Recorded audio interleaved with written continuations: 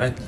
Mga kaibigan, welcome back. Ang balita po natin ngayon ay balitang good vibes about kay Kai Sotto. Isang player mula Vietnam ang spotted suot ang jersey ni Kai Sotto. Bakit kaya niya ito suot at saan kaya niya ito nakuha? Nakausap ko po siya mga kaibigan. Idol na idol pala niya ang pambato natin.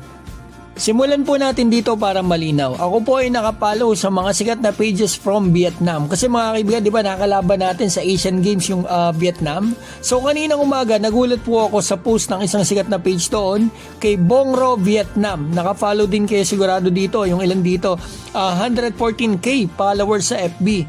Ito yung post niya, 6 na players yung isa suot ang jersey ni Kai Sotto. Hindi ko po alam kung sino-sino sila pero I'm sure mga sikat yan mga kaibigan din sa kanila. Kaya sila pinost ng page na ito. So, ang ginawa ko po, inalam ko kung sino yung may suot na yan ng jersey ni Kai Sotto. Ang good thing, sinabi po sa akin ng mismo nag-post. Ang pangalan daw po niyan ay si Din Quan Duong mga kaibigan, isa daw shooting guard. So hinahanap ko po sa IG at nakita ko nga at nalaman ko na player ito doon sa Vietnam.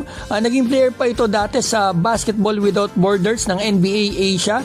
Nag-MVP pa ito mga kaibigan at naglaro sa Vietnam Pro-Am Leagues. So dahil verified account siya, tinignan ko yung story niya. Mga kaibigan, pinost niya nga yung picture. So nag-message po ako sa kanya. Tanong ko po sa kanya, curious lang ako saan mo nakuha ang jersey ni Kai Sotto. Ang sagot po niya sa akin, nabili daw po niya ito sa kanyang kaibigan at di niya daw po alam kung saan niya ito nakuha. So tinanong ko ulit mga kaibigan na eto, do you like or idolize Kai Sotto of Philippines? Sagot po niya mga kaibigan, a lot bro, great basketball culture.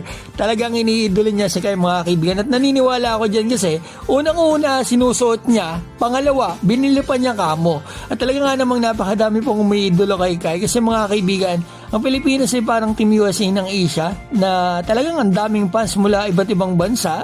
Andyan pa yung Korea, Japan, lagi nakabang sa games ng Gilas. May Indonesia pa at iba pang bansa na hindi natin alam. Parang to, Vietnam. Inaabangan pala nila yung mga Pinoy players natin. Sinabi ko rin pala sa kanya mga kaibigan na kalaban ni Kai, yung third pick sa NBA nung isang araw.